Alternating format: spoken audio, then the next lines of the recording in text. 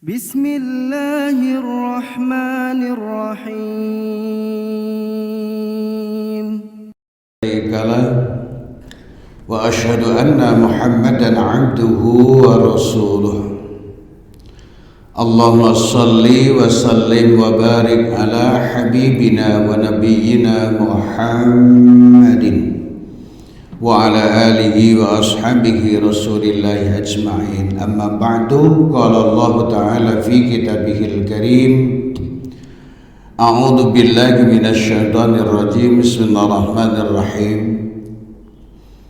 Huwa alladzi arsala rasulahu bil huda wa dinil haqq liyudhhirahu 'ala ad-dini kullihi wa kafa billahi syahida.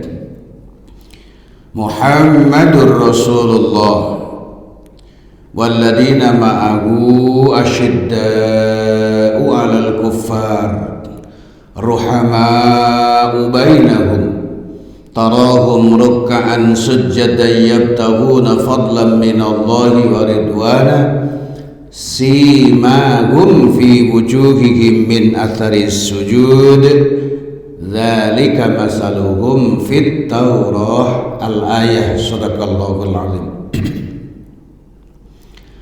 Ma'asyiral muslimin wal muslimat wal mu'minin wal mu'minat, jamaah setia Masjid Al-Hidayah, yang semoga kita selalu berada dalam koridor hidayah Allah Subhanahu wa ta'ala. Kenapa stressing kita kepada hidayah? Karena akhir-akhir ini banyak orang yang sudah keluar dari hidayah Allah Subhanahu wa ta'ala. Mungkin beloknya ke kanan atau belok ke kiri lantaran tidak mendapatkan hidayah. Judulnya kalau sudah belok kanan atau kiri berarti sudah tidak lurus, berarti sudah keluar dari jalur Allah. Nah, mudah-mudahan kita termasuk orang yang selalu mendapatkan hidayah dari Allah Subhanahu wa ta'ala. Kita panjatkan puji syukur kehadirat Allah dengan berdoa, mudah-mudahan sholat yang baru saja kita kerjakan adalah sholat yang mabrur, sholat yang diterima oleh Allah Subhanahu wa ta'ala. Dosa masa lalu kita dosa yang maghfur, dan ke depan kita dalam keadaan mabrur, penuh berkah dari Allah Subhanahu wa ta'ala. Salawat salam kita sampaikan kepada beliau Nabi kita Muhammad sallallahu alaihi wasallam. Bapak Ibu, saudara-saudari yang berbahagia, kita buka dengan baca Ummul Quran suratul Fatihah. Semoga Allah membukakan pintu rahmatnya kepada kita, pintu rezekinya yang halal berkah untuk kita, dan pintu yang penting tadi adalah pintu hidayah, sehingga kita tetap istiqomah di atas jalur jalan yang diridhai oleh Allah Subhanahu wa ta'ala. Al-Hadiniyah. Al-Fatihah. A'udzu billahi minasyaitonir rajim. Bismillahirrahmanirrahim. Alhamdulillahirabbil alamin, arrahmanir rahim, maliki yaumiddin. Iyyaka na'budu wa iyyaka nasta'in. Ihdinas siratal mustaqim. Siratal ladzina an'amta 'alaihim ghairil maghdubi 'alaihim waladdallin. Amin. Baik, kajian kita, telaah kita pagi hari ini adalah merujuk kepada firman Allah dalam surat Al-Fath ayatnya 28 dan 29. Huwallazi arsala rasulahu bil huda. Dialah Allah yang mengutus rasulnya, dalam hal ini adalah Nabi kita Muhammad sallallahu alaihi wasallam, bil huda, dengan membawa huda, membawa petunjuk. Yang dimaksudkan huda di sini adalah Al-Qur'anul Karim. Karena nama lain daripada Al-Qur'an, nama lain Al-Qur'an itu diantaranya adalah Al-Huda. Wa dinil haq, dan agama yang hak, agama yang benar. Itu yang harus digarisbawahi. Karena sekarang banyak orang mengatakan, sedang tren sekarang ini semua agama benar, semua agama baik, tapi kita harus yakin bahwa hanya Islam adalah agama yang diridhoi oleh Allah dan pasti benar. Jadi jangan terpengaruh dengan pendapat-pendapat orang, ya, pendapat-pendapat manusia yang kadang-kadang tidak paham agama, tapi dia kemudian menafsirkan, ya, memahami bahwa semua agama itu benar, semua agama baik. Bahkan ada orang mengatakan sudah konversi agama, murtad jadi orang Hindu aja sudah masih dijamin masuk surga. Ada yang menjamin masuk surga? Ya nggak bisa, nggak bisa. Wadinil haq. Nah sekarang Nabi Muhammad diutus oleh Allah dengan membawa bukti kebenaran Al-Quranul Karim, menjadi rujukan dalam kehidupan kita sebenarnya dalam beragama, dalam melihat dinul Islam. Untuk apa Islam diturunkan oleh Allah? Sudah dijawab oleh Allah sebenarnya, liyuzhirahu 'ala dini kullih. Islam diturunkan oleh Allah adalah untuk dimenangkan terhadap agama-agama lainnya selain Islam. Ini kita harus hakul yakin, karena ini adalah jaminan Allah. Nabi Muhammad diutus oleh Allah Subhanahu wa taala dengan membawa bukti kebenaran Al-Qur'anul Karim, gitu ya, dengan membawa agama Islam, dinul haq. Kemudian untuk apa Islam itu diturunkan oleh Allah? Liyudhhirahu 'ala dini kulli, untuk dimenangkan. Ada yang mengartikan untuk mengalahkan, sama saja, dimenangkan terhadap agama-agama lainnya, untuk mengalahkan agama-agama lainnya. Wa kafa billahi syahida, itu semuanya sudah disaksikan oleh Allah. Cukup Allah sebagai saksi bahwa Muhammad adalah utusan Allah, membawa Al-Quran yang kebenarannya adalah mutlak, menjadi rujukan dalam agama Islam. Islam diturunkan untuk mengalahkan atau dimenangkan terhadap agama-agama lainnya. Cukup Allah sebagai saksi. Ayat berikutnya, ayat 29, kemudian seolah-olah menjadi syarat sebenarnya, identifikasi daripada umat Islam, umatnya Muhammad itu kayak apa? Muhammadur Rasulullah, Muhammad utusan Allah, dipertegas oleh Allah. Walladzina ma'ahu asyiddau 'alal kuffar, orang-orang yang bersama dengan Nabi Muhammad, ya, bersamanya, maksudnya bersama Nabi Muhammad itu punya karakter. Karakternya apa? Asyiddau 'alal kuffar, tegas kepada orang kafir. Ruhama ubainahum, saling menyayangi di antara sesama umatnya Nabi Muhammad. Tarahum ruk'an sujjadan yabtaghuna fadlan minallahi wa ridwana. Engkau lihat umatnya Nabi Muhammad itu adalah umat yang selalu ruk'an, selalu rukuk, sujjadan, selalu sujud. Dia ngapain dia rukuk dan sujud? Yabtaghuna fadlan minallahi wa ridwana. Dia rukuk dan sujud dalam pengertian di sini adalah salat, ya. Dia salat dengan niat untuk mengharap ridhonya Allah, supaya disenangi oleh Allah. Ridho itu bahasa Arab, kalau bahasa kita supaya disenangi oleh Allah. Simahum fi wujuhihim min asaris sujud, nampak di wajah umatnya Nabi Muhammad itu adalah sinar, cahaya. Dari bekas apa? Dari bekas sujudnya.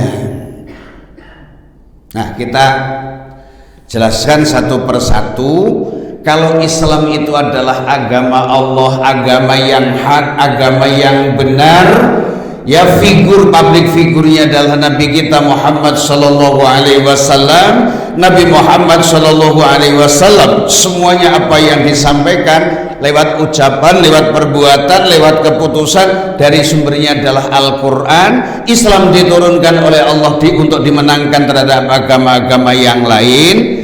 Apa sebenarnya yang harus menjadi karakteristik daripada umat Islam itu? Yang pertama, asyidda'u 'alal kufar tadi. Tegas terhadap orang kafir. Maaf, 3 persyaratan dulu nih. Kalau yang si mahum tadi itu nanti. Yang jelas umat Islam itu akan menjadi pemenang apabila memenuhi 3 syarat. Asyidda'u 'alal kufar, tegas terhadap orang kafir. Ruhama'u bainahum, saling menyayangi sesama orang Islam. Kemudian rukuk dan sujud mengharap ridhonya Allah Subhanahu wa taala. Di 3 persyaratan ini yang mutlak harus dipenuhi oleh umat Islam jika umat Islam itu memang mau menjadi pemenang. Persoalannya sekarang kita muhasabah. Islam sekarang ini menang, draw atau kalah, Pak, menurut jamaah Al-Hidayah ini. Menang, draw, kalah. Jangan takut. Nah, kalah ya Pak. Setuju nih, setuju yang lain. Kalah. Orang Islam, buktinya nih ya, kalau orang Islam yang rajin ibadah, jihad fisabilillah, dibilang apa Pak? Teroris. Ini sebenarnya udah kalah nih. Kalau orang kafir yang berbuat salah melawan undang-undang sekalipun, teroris nggak? Malah dibela mati-matian. Ini pertanda bahwa kita ini kalah. Nah, kenapa kita kalah? Ini jawabannya. Itu hanya contoh aja. Nanti bisa Bapak, Ibu, Saudara kembangkan itu. Kekalahan umat Islam di saat sekarang ini bisa dianalisa, bisa dipelajari. Itu aja satu. Ketika umat Islam yang aktif, yang rajin beribadah, jihad fisabilillah, ya, maka kemudian itu dianggap sebagai seorang teroris. Apalagi, maaf, kalau sudah pakai jenggot celana cingkrang, itu sangat dicurigai. Padahal dia insya Allah ya, semuanya itu kan niat kita. Kalau sebagai umat Islam itu memang, kenapa kalah? Kalau persyaratan pemenang itu adalah harus asyidda'u 'alal kufar, tegas terhadap orang kafir, maka sekarang ini banyak orang yang tidak memenuhi syarat. Kenapa? Nggak tegas terhadap orang kafir. Kafir itu kan kafir millah, kafir agama. Orang yang tidak percaya kepada Allah, tidak percaya Islam sebagai dinullah, dinul haq, kafir itu. Tapi orang Islam justru kita kurang tegas terhadap mereka. Padahal persyaratan ini datang dari Allah. Islam menjadi pemenang apabila asyidda'u 'alal kufar, tegas terhadap orang kafir, baik kafir agamanya maupun kafir keperbuatannya.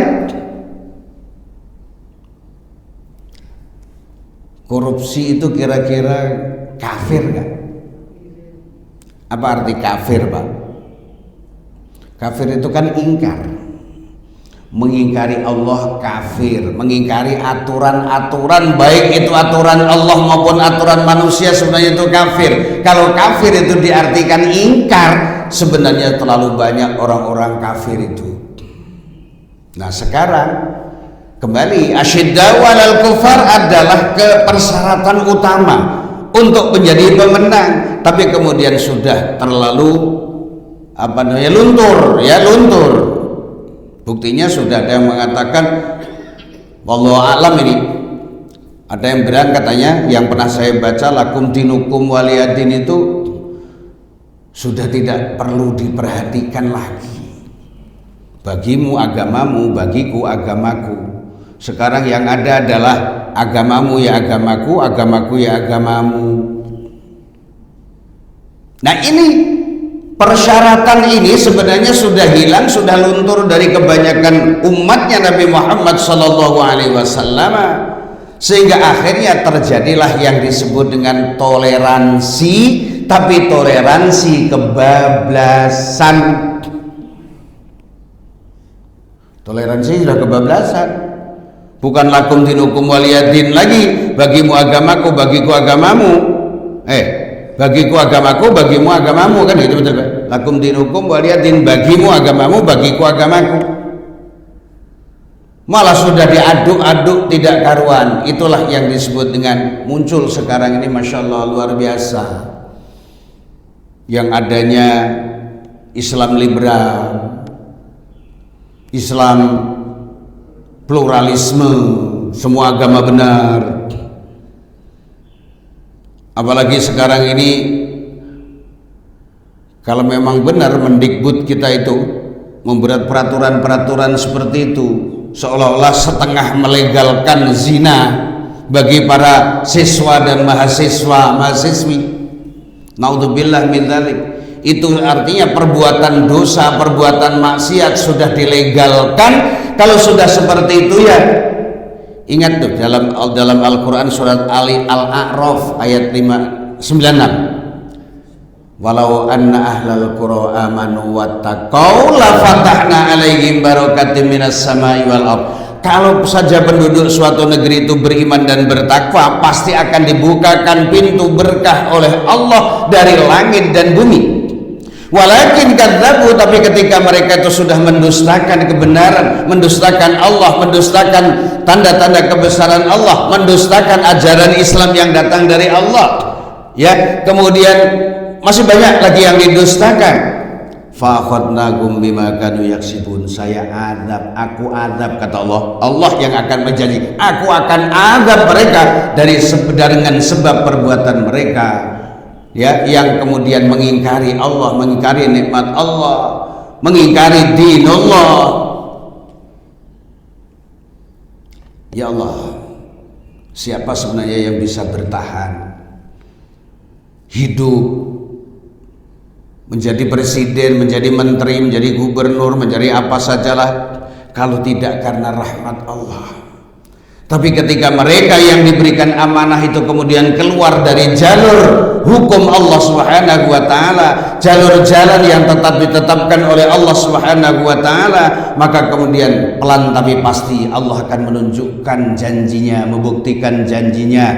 Yang tetap iman dan bertakwa akan selalu mendapatkan perlindungan Allah. Yang mendustakan agama Islam pasti akan diazab oleh Allah Subhanahu wa taala. Nah, kita kembali, syarat menjadi pemenang itu adalah asyidda'u 'alal kuffar, tegas terhadap orang kafir. Bahkan di Quran terjemah itu diartikan keras. Tapi kalau keras itu kayaknya kurang lembut lah ya. Tegas terhadap orang kafir.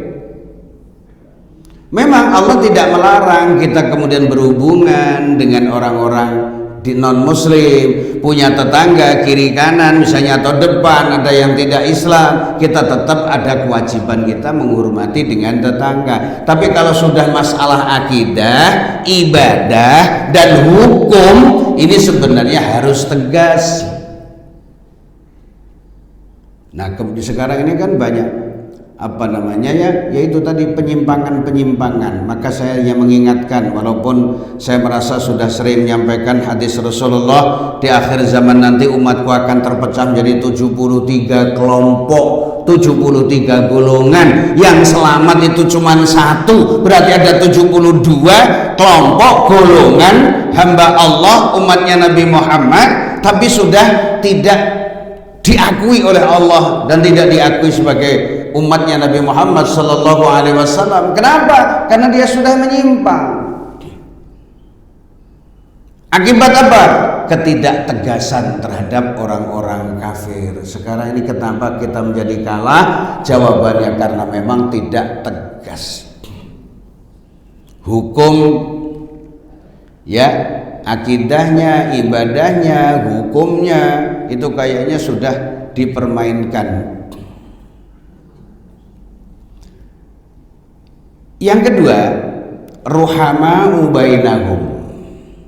Syarat kedua umat Islam menjadi pemenang apabila antar sesama umat Islam itu saling menyayangi,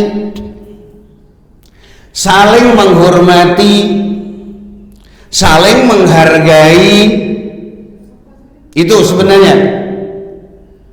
Tapi coba kita lihat zaman sekarang ini, banyak orang-orang yang karena mungkin kelompok tertentu merasa paling benar, sehingga sudah berani menyalahkan kelompok yang lain, seolah-olah dia punya surga sendiri gitu loh, punya surga sendiri gitu ya. Itu adalah penebar perpecahan. Sebenarnya ya kita kembali kepada di dalam Al-Quran itu banyak sekali ayat-ayat yang bicara tentang ukhuwah. Surat Al-Hujurat ayat 10 misalnya, sudah hafal kita. Innamal mu'minuna ikhwatun fa aslihu baina akhawaykum wattaqullaha la'allakum turhamun.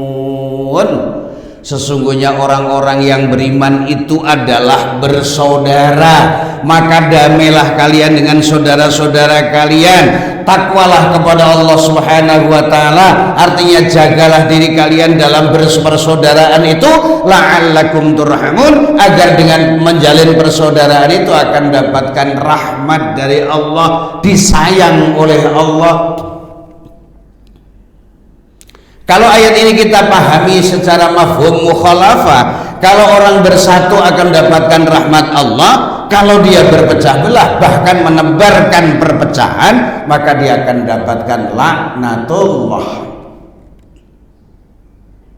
Nah, Bapak Ibu yang berbahagia, ayat-ayat persaudaraan, ayat-ayat ukhuwah ini sudah terlalu banyak disebutkan oleh Allah. Di antaranya surat Ali Imran 1-2 itu juga sudah mu'tabar, wa'tasimu bihablillahi jami'an wa la tafarraqu. Tapi iblis memang luar biasa. Iblis itu justru menebarkan perpecahan di antara umat Islam itu dengan berbagai cara. Ini yang kadang-kadang tidak kita sadari, hanya masalah kecil saja jadi masalah yang begitu berat. Ya, begitu diperbesar.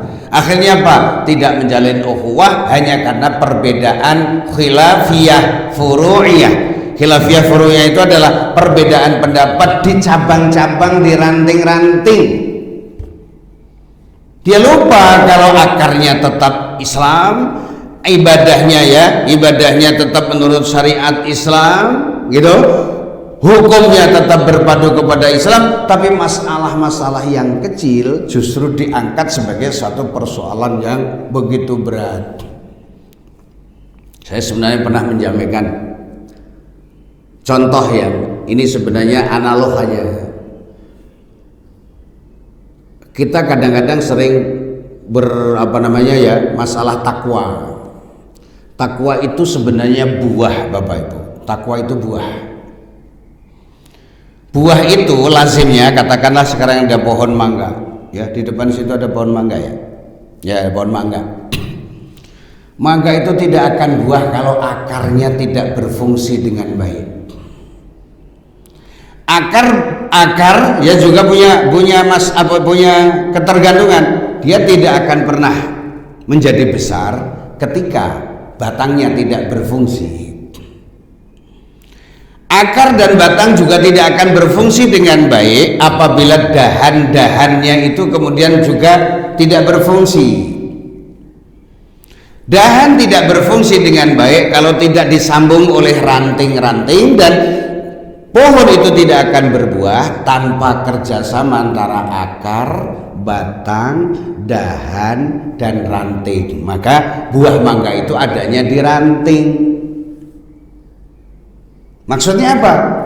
Kalau akar itu adalah ibarat iman dalam kode kita sebagai orang Islam, batang adalah ibadah, arkanul Islam, kemudian dahan-dahannya itu adalah akhlak, maka kemudian ranting-ranting tadi itu ya itu sebenarnya kecil-kecil, makanya buahnya beda-beda. Kenapa Allah berfirman dalam surat Al-Hujurat ayat 13, inna akramakum indallahi atqakum, sesungguhnya yang paling mulia di antara kalian adalah orang yang paling bertakwa? Jawabannya memang takwa itu ibarat pohon, ibarat buah itu tadi, buah mangga. Ada yang gede, ada yang sedang, ada yang kecil, ada yang kuntet. Nah, itu kan buah mangga itu, buah semuanya. Nah, tergantung kepada imannya, tergantung kepada ibadahnya, tergantung kepada akhlakul karimahnya, maka kemudian akan menentukan hasilnya, yakni takwa. Salah satu di antaranya persyaratan untuk menjadi takwa itu adalah menjalin ukhuwah Islamiyah. Nabi bersabda, memberikan gambaran ini tentang ukhuwah. Sebenarnya Nabi itu Masya Allah, karena wahyu ya, gampang dicerna. Misalnya, masalul mu'minina fi tarahumihim wa ta'atufihim kamasalil jasadil wahid idashtaka udhun tada'alahu sa'iru jasadi kulli. Perumpamaan orang yang beriman, ya, yang satu dengan yang lain seperti perumpamaan organ tubuh.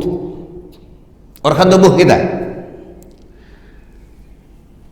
Nah, organ tubuh ini kan banyak. Saya tidak tahu nih ada dokter bedah nggak di sini, Pak? Nggak ada. Kenapa kita diperintahkan, disunatkan oleh Nabi membaca subhanallah subhanallah bisolat 33 kali, alhamdulillah alhamdulillah 33 kali, Allahu akbar 33 kali? Karena di dalam tubuh kita ini ada 33 organ tubuh yang amat vital.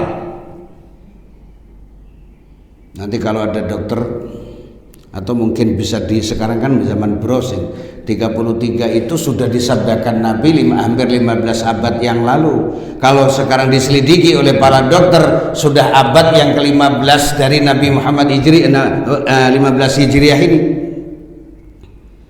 Berarti duluan mana ilmu kedokteran dengan ilmu yang disampaikan oleh Nabi kita Muhammad sallallahu alaihi wasallam. Nah, Pak, perumpamaan orang yang beriman itu terhadap orang iman yang lainnya digambarkan oleh Nabi seperti jasad yang satu yang punya organ tubuh yang berbeda-beda, tetapi mempunyai menyatu menjadi satu. Itulah jasad. Ada kepala, di kepala ada telinga, di telinga kemudian ada mata, ada bibir, ada lidah, ada semuanya itu bagian dari itu. Dan yang terpenting justru di kepala ini konon ada otak. Otak itu punya titik singgung dengan yang namanya akal. Akal itulah yang membedakan manusia dengan makhluk lainnya. Luar biasa. Allah bertanya, fabi ayyi ala'i rabbikuma tukadziban. Nah, kita kembali nih, perumpamaan persaudaraan antara umat Islam yang satu dengan umat Islam yang lain, orang yang beriman yang satu dengan orang beriman yang lain, ya, kelompok yang satu dengan kelompok yang lain. Perumpamaannya adalah seperti jasad yang satu yang terdiri dari berbagai macam organ tubuh, tapi berbagai macam tubuh itu kemudian menyatu. Itulah yang namanya badan kita. Masih teruskan oleh Nabi, ketika jasad bagian daripada organ tubuh itu sakit, maka seluruh organ tubuh ikut merasakan sakit. Coba kalau kita lagi apa, Pak? Lagi flu gitu ya. Flu aja deh, jangan berat-berat. Ya, flu itu aja sudah pengaruhnya, Masya Allah. Kepala sudah pusing, kadang-kadang kita buang ingus juga telinganya berdenging, kan gitu. Nah, kemudian sudah tambah lemas, Masya Allah. Itu contoh baru flu. Bagaimana dengan jantung? Bagaimana dengan paru-paru? Bagaimana dengan ginjal? Internisnya itu usus buntu aja masalah. Usus namanya kan usus buntu, tapi punya masalah, punya peran. Nah, sekecil apapun ya dalam kehidupan umat Islam ini sebenarnya walaupun profesinya berbeda, kondisinya berbeda, maka kemudian menyatu menjadi satu. Itulah tugas kita, itulah ciri daripada umat Islam. Kalau mau menjadi pemenang harus bersatu, gitu. Karena apa? Dengan tidak bersatu, wibawa umat Islam itu akan turun, nggak ada wibawa. Kenapa nggak bawa wibawa? Karena memang tidak menyatu, potensinya tidak tergali. Tapi sekarang memang ada ya perilaku manusia yang tidak suka kepada Islam. Dia tahu kalau umat Islam itu bersatu itu adalah merupakan potensi yang luar biasa. Akhirnya apa? Dipecah belah. Ini yang kadang-kadang tidak disadari oleh umat Islam. Bahkan ada sekarang ini, mohon maaf, ada pesantren ya, kemudian memang didirikan oleh orang-orang ya gitu, orang-orang non muslim, seolah-olah dananya adalah orang dari dana non muslim. Nanti anak-anaknya orang non muslim itu pura-pura diislamkan, dipesantrenkan. Sampai segitu Pak sekarang upaya itu. Supaya apa? Supaya nantinya pulang dari pesantren pendangkalan terhadap nilai-nilai ajaran Islam. Kalau bapak-bapak pernah baca sejarah, ada nggak yang hidup pada zaman Belanda masih sekarang Pak? Pak Sanusi zaman Belanda masih ada Pak? Udah nggak? Belum ada ya Pak? Belum lahir ya Pak? Hah? Masih kecil. Itu kan ada orang, nah kalau saya sejarah terus terang baca aja. Senogorogonya itu adalah misionaris Belanda yang memang ditugaskan oleh mereka untuk mengkristenkan orang Indonesia. Nampaknya orang Indonesia itu biarpun bodoh-bodoh di kampung-kampung, maaf ya, waktu itu kan di kampung-kampung Pak, tapi tidak mudah kalau soal mereka dibawa kepada agama lain, selain nggak mudah. Akhirnya apa? Dia belajar Al-Quran, pura-pura jadi orang Islam, belajar Al-Quran, bahkan ngajinya, maaf ya, ngajinya Jamaah Al-Hidayah dengan senogorogonya itu apa? Lancaran senogorogonya. Tapi niatnya untuk apa? Niatnya adalah untuk seolah-olah dia adalah orang Islam ya, yang pandai menyampaikan kajian Islam dari sumber Al-Quran, pintar baca Al-Quran, tapi niatnya tafsirnya disimpangkan, diplesetkan, sehingga akhirnya seolah-olah terjadi dikotomi antara Islam dan politik.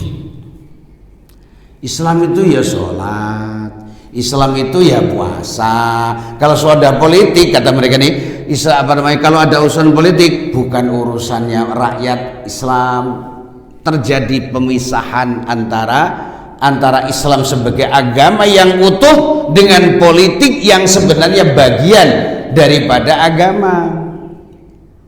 Loh, apakah politik itu bagian dari agama? Loh, Nabi Muhammad itu terkenal sebagai seorang rasul, tapi sebagai politikus ulung ya Nabi Muhammad.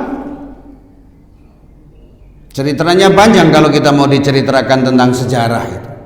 Bagaimana Nabi Muhammad SAW menerima perjanjian Hudaybiyah, padahal perjanjian itu sebenarnya sudah lebih umat Islam dirugikan, ya, orang kafir diuntungkan, tapi beliau mendapatkan ilham dari Allah. Nanti dia akan mengkhianati janji, dan ketika dia sudah mengkhianati janji itulah waktunya dia akan tumbang, ya, akan kalah. Nah, kembali pada senogorogonya tadi, memang seperti itu. Nah, sekarang ini memang senogorogonya udah mati, tapi senogorogonya yang banyak itu sekarang berkeliaran. Masya Allah, jangan salah menafsirkan ayat. Mestinya kan ada syaratnya, menjadi penafsir itu ada syaratnya. Menafsirkan hadis ada syaratnya. Nah, sekarang ini nggak memenuhi syarat menjadi penafsir. Akhirnya dallu wa adallu, sesat dan menyesatkan. Lebih dari itu menjadikan umat Islam terpecah. Padahal kesamaan, persatuan dan kesatuan umat Islam menjadi persyaratan menjadi pemenang, agama pemenang. Kalau asyidda'u 'alal kufar sudah tumbang, ruhama'u bainahum sudah kocar-kacir persatuan umat Islam. Nah sekarang ini syarat yang ketiga untuk menjadi pemenang itu kata Allah, tarahum ruk'an sujjadan yabtaghuna fadlan minallahi wa ridwana simahum fi wujuhihim min atharis sujud dzalika masaluhum fit taurah. Sampai situ koma. Umat Islam menjadi pemenang itu apabila dia sholatnya dipelihara. Kembali ke surat Al-Mu'minun, qad aflahal mu'minun, sungguh beruntung orang-orang yang beriman. Siapa orang mukmin yang beriman yang beruntung? Alladzina hum fi sholatihim khashi'un, yang khusyuk ketika sholat. Khusyuk itu apa? Khusyuk itu ya, kalau bahasa kita itu apa? Khusyuk itu fokus. Fokus ini Pak Baikuni, fokus. Orang yang fokus. Sholatnya fokus. Bukan sholat di Al-Hidayah tapi pikirannya nggak fokus. Bisa di Jatinegara, bisa di Pasar Impres. Mas Denny bisa sambil nyupir ambulan, jangan mikirin ambulan. Sholat ya sholat gitu loh kira-kira. Sholat ya sholat. Nah, sholat yang khusyuk itu Allah Subhanahu wa ta'ala akan memberikan energi positif kepada orang yang sholat dengan sholat yang khusyuk, sholat yang fokus. Energi positif. Ada dalam sabda Rasulullah, ketika orang itu sholat maka kemudian rahmat Allah itu sudah berada di atas kepalanya. Begitu sholat assalamualaikum sholatnya khusyuk, maka kemudian rahmat itu turun. Itulah yang namanya energi positif yang diberikan oleh Allah kepada orang yang musalli, orang yang salat.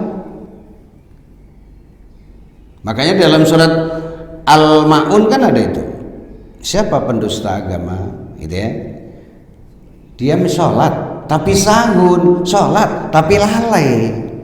Nah disinilah maka kemudian ilmu fikih ini harus dikaji nih, ilmu fikih ya, ilmu fikih bagaimana sholat yang khusyuk. Mungkin saya sudah menyampaikan salah satu diantaranya sholat yang khusyuk itu adalah prasolat. Sebelum sholat syaratnya penuhi dulu. Ketika sholat khusyuk tadi itu, bagaimana khusyuknya? Pahami bacaan sholat, pahami itu. Kalau kita misalnya inna sholati wa nusuki wa mahyaya wa mamati lillahi rabbil alamin, itu kan bacaan indah. Sesungguhnya sholatku, ibadahku, hidupku, matiku aku serahkan kepada Allah, karena Allah. Itu kan memahami bacaan. Nah silakan dibaca buku tuntunan sholat bersama dengan artinya, biar sholatnya nanti jadi khusyuk. Yang kedua, pahami gerakan supaya sholatnya khusyuk. Loh, gerakan itu punya makna, punya filosofi dalam sholat.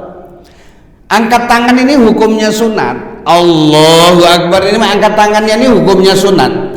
Yang rukun ucapan Allahu Akbarnya. Tapi angkat tangan punya makna filosofi. Apa? Ketika orang itu sudah angkat tangan berarti dia sudah menyerah. Kalau ada maling sekalipun dia sudah angkat tangan ditembak, yang salah yang nembak, udah angkat tangan berarti udah nyerah. Kita menyerah kepada Allah Subhanahu wa ta'ala, kita angkat tangan, lisan kita mengucapkan Allahu Akbar, hati kita meyakini bahwa kita ini kecil, yang besar adalah Allah.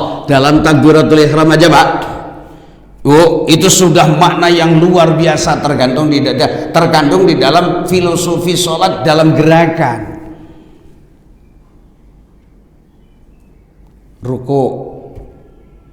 Ruku itu kan ada 3 potensi pemberian Allah Pak. Akal di kepala, perasaan di dada, hati, kemudian nafsu di bawah pusar. Kalau Bapak Ibu tanya sholat yang khusyuk dan benar itu bagaimana? Rukuk yang benar itu bagaimana? Ketika kepala, dada dan yang di bawah pusar berada dalam satu garis horizontal. Kepalanya lurus dengan dadanya, lurus dengan yang di bawah pusar. Lurus tuh. Maksudnya apa? Di sini ada akal, di kepala ada akal, di dada ada perasaan, di bawah pusar ada nafsu.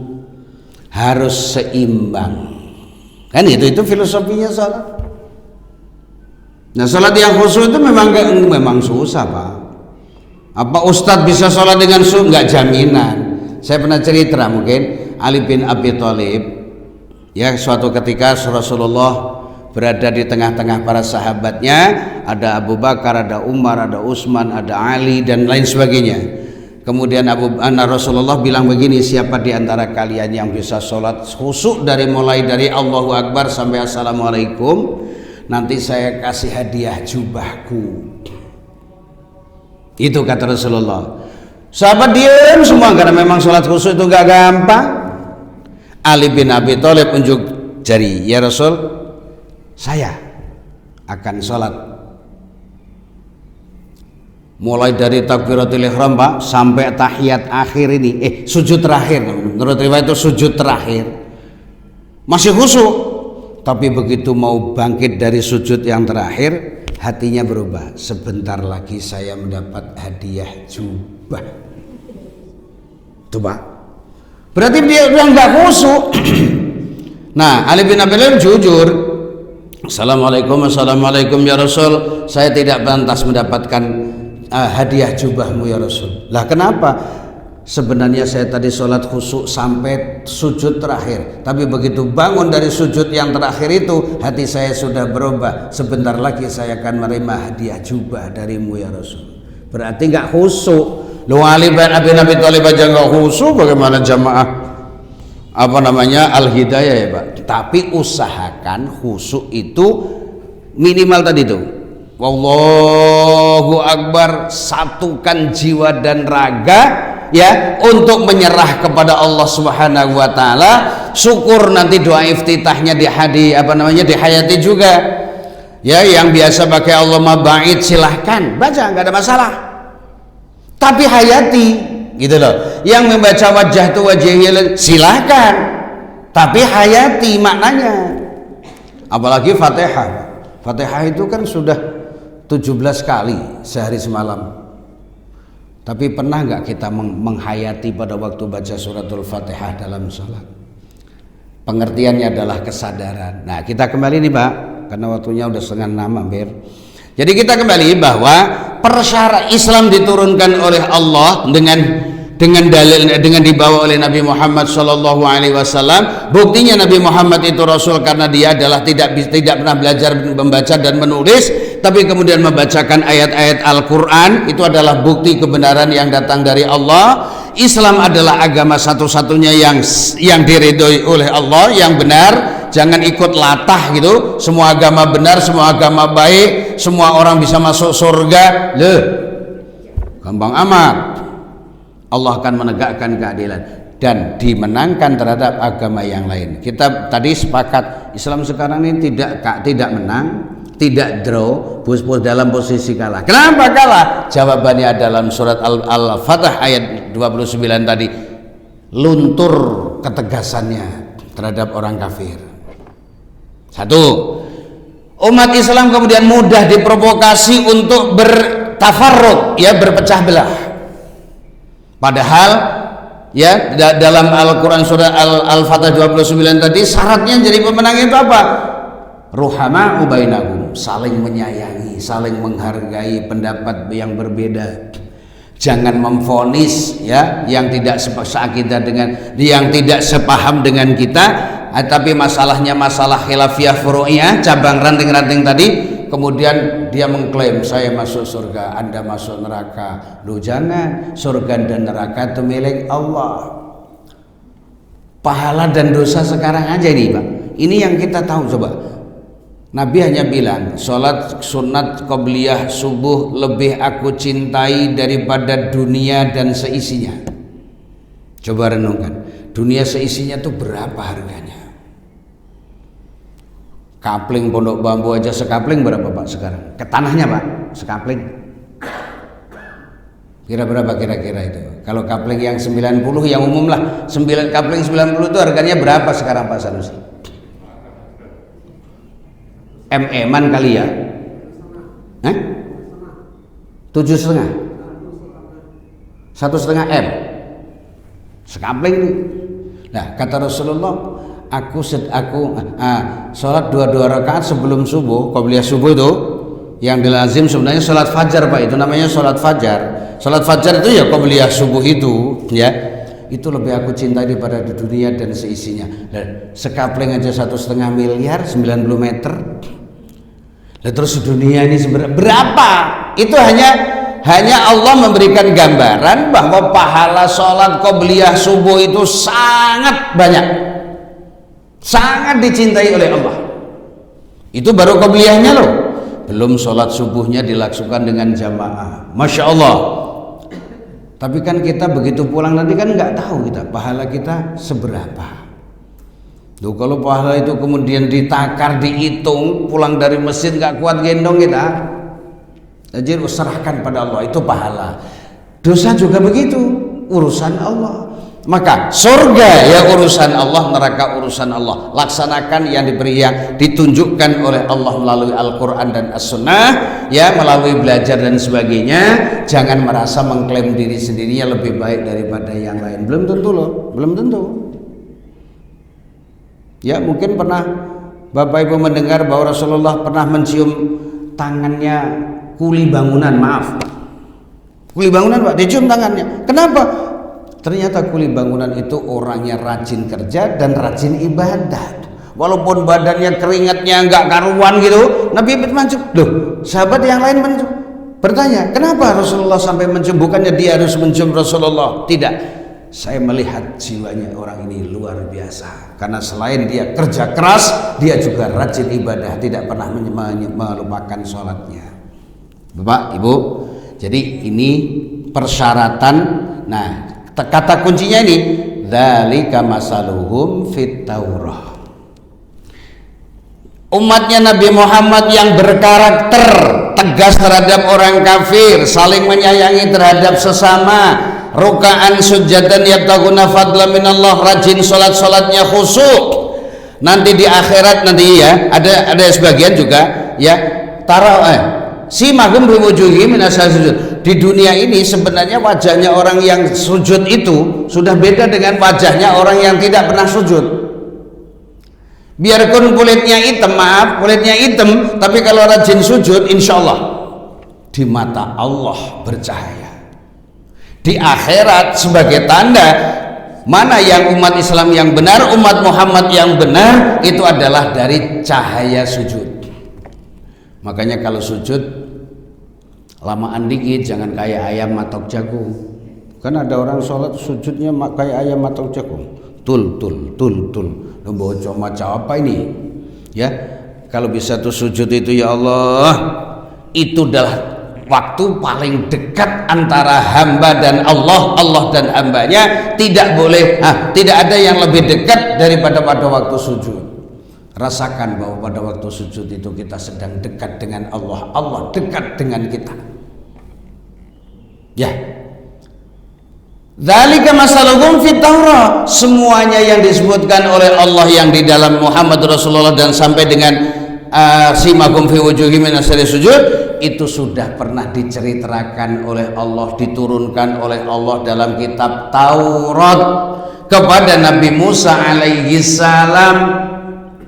Seandainya Nabi Musa masih hidup, Taurat yang asli masih hidup, sekarang ini pada ketawa mereka. Loh, katanya umat Islam itu tegas terhadap orang kafir. Lah kok toleransinya kebablasan, diketawain tuh. Katanya umat Islam itu rohamau bainahum. Lah kok cakar-cakaran, diketawain tuh orang ahli Taurat. Umat Islam itu katanya pada rukaan sujud yabtaguna fadlan minallah, rajin ibadah. Lah kok sekarang waktunya sholat pada keluyuran? Kan gitu sebenarnya. Katanya umat Islam itu wajahnya berseri-seri. Loh kok yang suka sewot orang Islam? Kemarin anak saya cerita gini Pak, belanja ini masalah belanja. Loh, belanja di tempat orang Kristen kok orangnya pada ramah-ramah, sementara belanja di tempat orang Islam orangnya pada judes katanya. Gimana ya? Ya ini sebenarnya harus disosialisasikan. Ya pedagang-pedagang itu harus bisa tidak hanya sekedar menjual menjual barangnya untuk mendapatkan keuntungan, tapi sebenarnya juga harus disertai dengan wajah yang berseri-seri gitu loh kira-kira. Masya Allah. Penampilan itu penting, akhlakul karimah itu penting. Ya, di dalam Taurat itu seperti itu. Nah, nanti ayat ini masih berlanjut. Bagaimana perkembangan umatnya Nabi Muhammad SAW digambarkan dalam kitab Injil. Silahkan baca nanti surat Al-Fatah ayat 29. Perkembangan umat Islam memang luar biasa. Luar biasa. Seperti orang menanam satu benih, kemudian tumbuh bercabang-cabang menjadi rimbun, yang nanam senang, yang melihat kagum. Itulah perkembangan umat Islam menurut Injil. Nah, kalau yang tadi itu menurut pernah dituangkan oleh Allah di dalam kitab Taurat, ciri-ciri Nabi Muhammad tadi, dan perkembangan umat Islam pernah disampaikan oleh Allah dalam kitab Injil. Makanya sekarang ini potensi-potensi yang ada pada umat Islam dipelajari oleh mereka-mereka seperti Snogorgonya tadi itu. Nah, kita harus waspada ya. Kita harus waspada, tahanlah. Kalau seandainya ada perbedaan maka kita tahan supaya perbedaan itu bisa diselesaikan. Yang besar menjadi kecil, yang kecil hilang perbedaan sehingga menyatu menjadi satu. Itulah potensi yang bakal tergali. Ya, insyaallah sayanya menginformasikan Pak, kalau Bapak Ibu menonton televisi, baca koran ya, itu musola depan rumah saya tanggal 12 Oktober kemarin terbakar Pak Baikuni, terbakar. Konsleting di lantai atas, tepatnya ya di kamarnya muadzin kita, itu di lantai atas. Jadi yang terbakar itu bagian atas, tapi bagaimanapun yang bawah kena imbas. Ya diantaranya ya semua AC ya kayak gitu kena panas kan leleh Pak, ya leleh semuanya. Udah ya Allah, korbannya luar biasa ya. Namun kemudian karena rohama tadi insyaallah Allah Subhanahu wa taala seolah-olah sudah memperingatkan kalau musola sudah 26 tahun itu dan bahannya kayu Pak, ya gampang banget terbakar. Ya sekarang ini insyaallah dalam proses untuk diperbaiki, diganti dari kayu ke aluminium kata orang. Ya ke aluminium. Minta doanya saja mudah-mudahan proses pembangunan kembali musola Ar-Ridho mendapatkan ridhonya Allah Subhanahu wa taala, lancar, tidak ada halangan apa-apa. Itu barangkali yang bisa saya sampaikan pada kali ini. Mudah-mudahan ada hikmah dan manfaatnya, dan mari kita jadikan Islam ini sebagai satu kesyukuran bagi kita. Sebagai orang Islam itu harus bersyukur ya, harus bersyukur. Jangan, kalau kita bersyukur insya Allah tidak mudah ya, tidak mudah diganggu orang. Sekarang itu Masya Allah provokasi terhadap agama itu ya luar biasa. Itu sudah diperingatkan oleh Allah. Baca nanti surat Al-Baqarah ayat 120. Orang Yahudi dan Nasrani gak bakal suka kepada Islam sampai orang Islam menjadi pengikut agama mereka. Naudzubillah, mudah-mudahan kita termata istiqomah dalam Islam. Kita tutup dengan doa kafaratul majlis. Subhanakallahumma wa bihamdika asyhadu an la ilaha illa anta astaghfiruka wa atubu ilaik. Assalamualaikum warahmatullahi wabarakatuh. Loh kok lupa saya apa? Ada yang tanya gitu, lupa. Pas Pak. Pas lah ya. BKT itu ya. Baik, terima kasih. فَبِأَيِّ آلَاءِ رَبِّكُمَا تُكَذِّبَانِ